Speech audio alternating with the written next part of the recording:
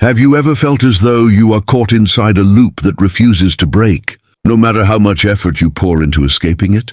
Have you known the sharp ache of repeating the same actions again and again, only to harvest the same discouraging outcomes, as if an unseen force were tightening around you each time? It can feel like an invisible bond is holding you in one fixed position, preventing movement, growth, or change. And if right now, in this very moment, you sense that you have been stalled, that your labor has not translated into progress, and that something beyond your own strength has kept you frozen in the same place for months or even years, allow me to share a truth that will immediately loosen the grip on your soul. Today, on this exact day, the bond that kept you immobile is being shattered. This is not empty optimism and not a burst of short-lived motivation. It is a divine decree. Heaven itself has declared that your season of stagnation has reached its end, and your season of sudden, powerful forward movement has begun. The bond that restrained you, whatever form it took, is being broken right now by a power that does not originate in you, yet works entirely on your behalf. Take a moment to envision the sacred sound of chains snapping apart. Not slowly, not after long struggle, but all at once in a single decisive instant. Imagine the sensation of weight lifting from your being, of restriction releasing its hold, of freedom arriving not through a drawn-out process, but through a defining moment. No more battling the same resistance over and over. One divine strike accomplishes what countless human efforts could never even crack. Today you will not only gain clarity about which specific bond is being broken in your life, you will also understand why you were bound for this season, what precise freedom is now approaching you, and how to walk fully in that freedom without returning to what once restrained you. I invite you to breathe deeply and allow this truth to move past your exhaustion from prolonged struggle and settle directly into the core of your renewed hope. There is a profound difference between your effort and God's intervention. You have been striving. Today, He steps in. You have been exerting yourself. Today, He releases you. Your struggle was not meaningless. It kept you positioned until the appointed moment of divine liberation arrived. And now, that moment is here. What you could not accomplish through 1,000 attempts, He accomplishes with a single word. Your season of pressing against restraints has ended. Your season of walking freely has begun. As we move through this transformative journey, I will unfold 5 essential truths about the breaking of bonds today. You will learn how to recognize exactly which specific chain is being shattered in your life right now. You will discover why God allowed you to remain bound for a time before choosing this moment to release you. You will gain insight into what takes place in the spiritual realm when a chain breaks. You will understand how to cooperate with this new freedom, how to move forward without slipping back into old patterns that would bind you again, and how to steward the freedom you receive so that it honors God and becomes a blessing to others. Each truth will be paired with practical actions you can apply immediately, because knowledge without application is like a broken chain that you refuse to leave behind.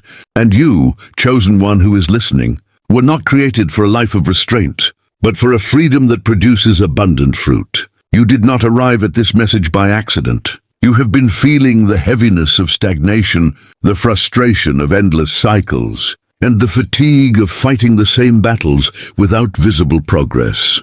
And heaven has used this message as a prophetic announcement that your release has arrived. Those who are appointed for their exact day of liberation develop a spiritual sensitivity that naturally draws them toward messages of release and breakthrough. Your presence here confirms that today is your day. Today, you will grasp something that will shift your perspective completely. Your chains were neither random nor permanent. They carried a temporary purpose and an expiration date. Heaven permitted you to be bound for a specific season with a specific intention, but that season concludes today. Your restraint fulfilled its preparatory role, and now it must be broken so you can step into your calling and purpose. You were bound to be shaped Now you are released to be utilized. Stagnation was a season of formation. Advancement is a season of manifestation. Before we go any further, allow me to invite you to press the like button on this video. That simple yet meaningful action is a declaration of faith that you believe your chain is breaking today. Also, subscribe to this channel and activate the notification bell, because in the coming days, I will be sharing testimonies of chosen ones whose chains were shattered instantly after years of being stuck. Your active participation is not optional. It is part of the spiritual alignment that positions you for your release. So let us begin with the first foundational truth: how to clearly identify which specific chain is being broken in your life today.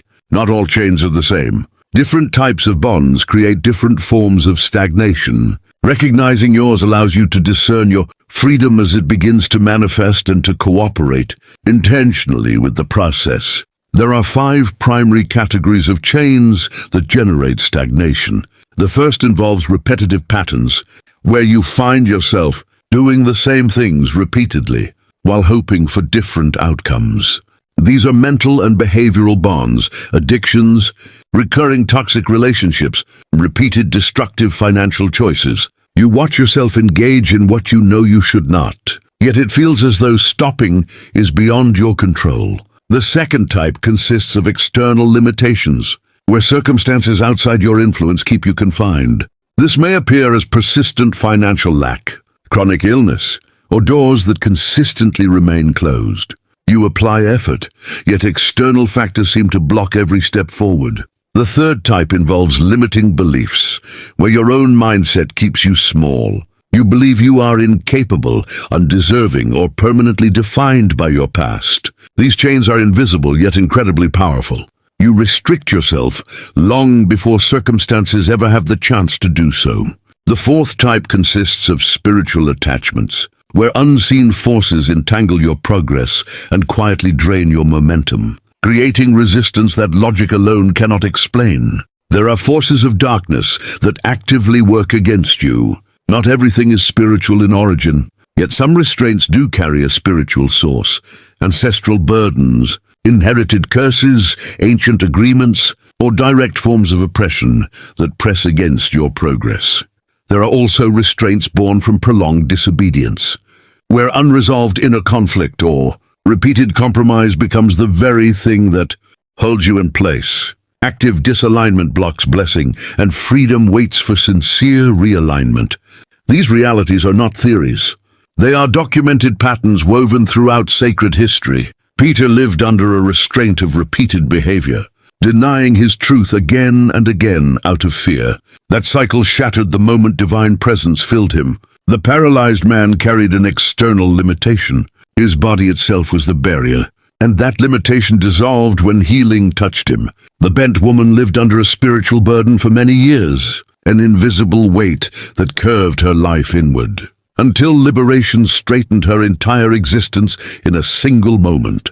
The prodigal son was bound by persistent rebellion and waste, and his freedom emerged the instant genuine repentance awakened within him. An entire nation once carried the weight of limiting beliefs, seeing obstacles as giants and themselves as insignificant. That restraint broke only when a new generation learned to see differently. Only when a new generation learned to see differently. In your own situation, you must discern what kind of restraint is yours. Is it a cycle you repeat, an external circumstance that refuses to move, a belief about yourself that shrinks your vision, a spiritual heaviness you can feel, or a misalignment you know remains unresolved? Honesty here is essential, because release aligns itself precisely with the nature of the restraint. A habitual cycle does not dissolve the same way a spiritual burden does. So now let us enter this moment together. Close your eyes and breathe deeply 3 times. Allow your awareness to settle. Bring to mind whatever has kept you from moving forward. Is it something you keep doing? Something beyond your control? Something you believe about yourself? Something spiritual you sense? Or something you know is out of alignment yet continues? Identify it truthfully. Then speak this declaration with clarity and presence. I recognize my specific restraint. I name it clearly. Today, this restraint is breaking by divine power. I'm no longer confined by it. I'm free to move into what was once blocked. I'm chosen, and my specific restraint is dissolving today. Speak this 3 times, allowing yourself to feel the weight loosening, the pressure easing, the grip releasing. Pause and reflect. If you cannot identify what bound you, how will you recognize the moment it breaks? Clarity about the challenge always comes before celebration of the breakthrough. Name it, because the next truth builds directly upon this understanding. The second essential revelation every chosen soul must grasp is why you were allowed to remain bound for a season before being released now. This truth requires maturity of faith, because part of you wishes the restraint had never existed. Yet there is redemptive intention hidden within seasons of limitation. When you understand that intention, your interpretation of past pain shifts from wasted time to purposeful investment. Sacred history shows repeatedly that temporary confinement often precedes elevation. Joseph was literally bound within prison walls before rising to influence. That confinement shaped the character capable of sustaining authority. Daniel lived under captivity before standing in royal courts. That season revealed unwavering integrity. Paul and Silas were restrained in a cell before the earthquake that freed not only them, but transformed an entire household. Their confinement created the stage for undeniable testimony. A nation endured bondage before its exodus. That long season ignited a hunger for freedom deep enough to honor it once it arrived. Why is temporary restraint permitted? It cultivates character, because freedom without depth leads to self-destruction. Confinement forms patience, humility, and reliance on divine strength. It creates contrast, because the brilliance of release is measured against the darkness of restraint. The longer the night, confinement forms patience, humility, and reliance on divine strength. It creates contrast, because the brilliance of release is measured against the darkness of restraint. The longer the night, the more radiant the dawn. It tests faith, because believing while restrained reveals authenticity that comfort never could. Your faith under pressure qualified you for release. It forges testimony, because freedom after years of limitation carries a weight that instant stories cannot, and it protects you from premature release. Had freedom come earlier, you might not have been prepared to sustain it. What restrained you was not punishment.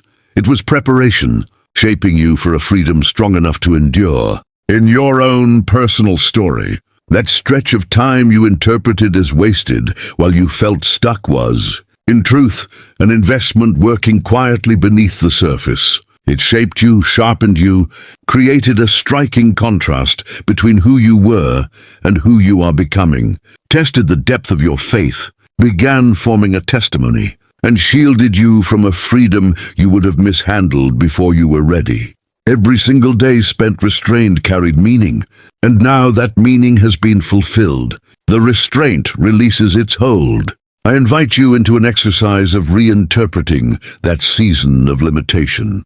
Write these words slowly and intentionally. My season of restriction developed specific traits within me. It created a powerful contrast between my former self and the version that is about to emerge. It tested my faith in precise areas. It is forming a testimony with clear purpose. It protected me from a premature freedom that would have harmed me. This reframing transforms resentment over lost time into gratitude for time invested. Speak this truth aloud. My season of restriction carried redemptive purpose. It was not waste, it was preparation. Every day served to develop me, to build contrast, to test my faith, to shape my testimony, and to protect me. Today the restraint breaks because its assignment is complete. I'm chosen, and my temporary confinement prepared me for lasting freedom. Take a moment to write a letter of gratitude to God for what you learned during that confined season. This act closes that chapter with peace rather than bitterness. If you have reached this point in the video, I invite you to leave a comment below simply declaring, "Today my chain breaks." When you declare it, you activate alignment with your release. Read the words of others being released today. Share this message with someone you know is still bound. Reflect on this truth. If your restriction was preparation for something greater, you can give thanks for it. even though it was painful. Gratitude for preparation accelerates your entrance into manifestation. And that brings us to the next revelation. The third truth that transforms how chosen ones experience releases understanding what actually takes place in the spiritual realm when restraint breaks. There is real spiritual movement happening when restraints fall. This is not symbolic language. It is activity in the unseen realm that produces tangible effects in the visible world. Understanding how it works allows you to participate effectively. When God breaks a restraint, multiple events unfold simultaneously beyond what the natural eye can see. A decree is released from the heavenly realm declaring that the appointed time has arrived and that the restraints must fall. That decree carries absolute authority the moment it is spoken, and angelic forces are dispatched to carry it out. At the same time, power is released with precision against your specific restraint. This is not vague energy. It is focused force directed exactly at what has held you.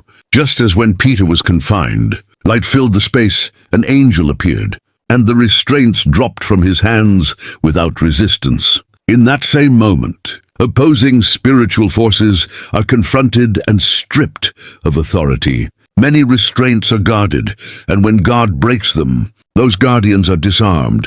Simultaneously, your inner being is strengthened to sustain freedom, because freedom requires strength. God does not merely release you, He empowers you to live released. At the same time, an opening appears. Breaking a restraint without opening a path forward only creates frustration. So God does both in one divine motion. Your restraint breaks, and your door opens together. Your cooperation with this spiritual movement involves intentional response. When you sense release beginning, speak it aloud, declaring that the restraint is broken and that you are free in the name of Jesus, because spoken words carry weight in the spiritual realm. Refuse to continue identifying as bound. Shift how you see yourself from victim to free one. Pay attention to specific guidance you receive and act on it, because directed obedience unlocks movement, just as precise instructions led to breakthrough in ancient victories. Take a physical step that demonstrates your belief in freedom, because action confirms what has happened in the spirit. Let gratitude be heard constantly, thanking God aloud for breaking what held you. In the scriptures, cooperation always followed release. When Peter's restraints fell, he stood up, dressed himself, and followed the angel. When the woman who had been bent for years was released, she straightened immediately and gave glory to God. When the man, freed from spiritual oppression, encountered Jesus, he was instructed to return home and share what had happened, and he obeyed. Now practice cooperation for yourself. Decide your responses clearly. Write what you will declare. Identify the identity you will refuse. Note the guidance you are attentive to. Choose the physical action that will demonstrate faith. Decide how and when you will express gratitude. Repeat this commitment aloud. I actively cooperate with my release. I declare freedom with my voice. I reject the identity of restraint. I obey divine direction. I act in faith. I express gratitude continually. I'm chosen, and my cooperation accelerates the full manifestation of my freedom. Commit to carrying out these actions within the next 24 hours. Release requires active participation, not passive waiting. Ask yourself honestly whether you are willing to cooperate with your freedom or whether you expect everything to change without your involvement. Your response determines the speed at which complete freedom unfolds. This leads us to the next truth. The fourth crucial revelation is how to walk in newly, receive freedom without falling back into patterns that would bind you again. This is where many stumble. You can experience release today and return to confinement tomorrow if you do not learn how to live free. Many taste freedom only to lose it by revisiting old habits, relationships, or ways of thinking. Guarding your freedom is just as vital as receiving it. There are real dangers that threaten new freedom. Familiar pain can feel safer than unfamiliar goodness, causing nostalgia for what once restrained you. The known, even when harmful, often feels more comfortable than the unknown, even when it is life-giving. Others may attempt to pull you back, not always out of malice, but because your freedom exposes their own restraints. Sometimes the outer restraint is gone, while the inner mindset remains unchanged, leaving you thinking like someone bound even after release. Neglect can also creep in, where disciplines that sustained you during desperation are abandoned once relief arrives. And ingratitude can quietly grow, dulling your awareness of what you were freed from, until freedom is taken for granted. Protecting your freedom requires ongoing intention, beginning with continual renewal of your inner perspective, anchoring yourself in the truth that you are no longer bound but living in freedom. I now move as someone who is free, shaping my days with spoken truth that continually aligns my inner world with liberty. Each declaration becomes a reminder that freedom is not a concept but a way of being that must be lived consciously. I examine my connections with care, understanding that not every relationship from my former confined life can accompany me into my released one. Discernment becomes an act of love toward myself. I choose wisely who walks beside me. My spiritual practices do not shrink now that I am free. They deepen and expand. I pray with greater intention, not less. I worship with fuller presence, not restraint. Freedom has given me time and clarity, and I steward both with reverence. I surround myself with people who hold me accountable, who remind me of who I am becoming, and who lovingly confront me if old patterns attempt to resurface. Gratitude becomes my constant companion, a living memory of where I once was and how far I have come. Remembering what God brought me out of becomes a shield against regression. Sacred history reveals both paths. Some were freed, yet longed for what was familiar and perished while wandering, their hearts turning backward even as their bodies moved forward. Others, after restoration, established intentional practices that preserved their freedom and protected what had been rebuilt. Even those who were healed were warned not to return to old ways, because freedom neglected can become bondage again. I now engage in an intentional act of safeguarding my liberty. I form a personal covenant, writing with clarity that to protect my new freedom, I commit to renewing my mind daily with specific truth, to evaluating and, if necessary, creating distance from certain people, to intensifying spiritual rhythms with defined practices, to meeting regularly with those who keep me accountable, and to remembering precisely what I was delivered from. I sign this commitment and share it with those entrusted to walk with me. I speak this aloud. I protect my freedom intentionally. I renew my mind. I evaluate relationships. I strengthen my disciplines. I seek accountability. I remember where I came from, and I do not return to restraint. I am chosen, and my freedom endures because I guard it with awareness. I identify the greatest threat that could attempt to bind me again and design a clear strategy to neutralize it. Protection requires foresight, not reaction. I reflect honestly on whether I have lived through cycles of release followed by confinement, and if so, I now understand how that pattern ends. I move forward guarding my freedom with intention, and this leads us to the final truth, perhaps the most vital of all. What you do with the freedom you receive determines whether it fulfills its divine purpose. Freedom is not granted merely for comfort. It carries assignment.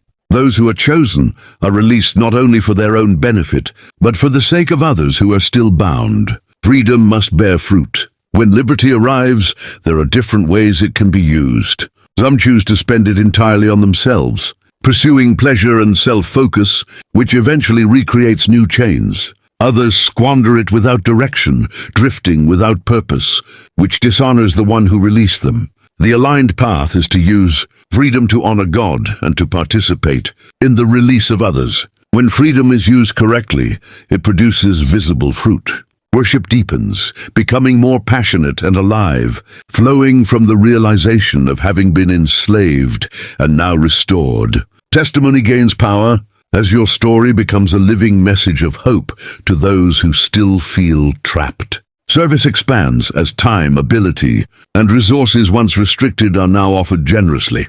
And a mission awakens, where you actively engage in helping others step into the same freedom you received. Those who have been freed carry unique authority to help free others. Your story becomes evidence that change is possible. Sacred examples illuminate this truth.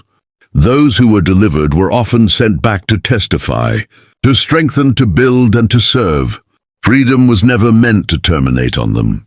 It was meant to flow through them. I now make a deliberate commitment regarding my freedom. I write with intention that I will use my new liberty to worship with intensity, to share my testimony within a defined time frame, to serve generously in specific ways, and to actively engage in helping others break free in areas where I once struggled. I speak this aloud. I use my freedom with purpose. I do not waste it on self-indulgence or emptiness. I worship with passion, I testify with conviction, I serve with generosity, and I work to help others step into freedom. I am chosen, and my liberty carries a mission that honors God and blesses people. I identify one person who is bound in the same area where I was released, and I commit to supporting them within the next 30 days. My testimony becomes a healing instrument. I envision my life fully free and actively serving others. I see what it looks like, how it moves, how it impacts.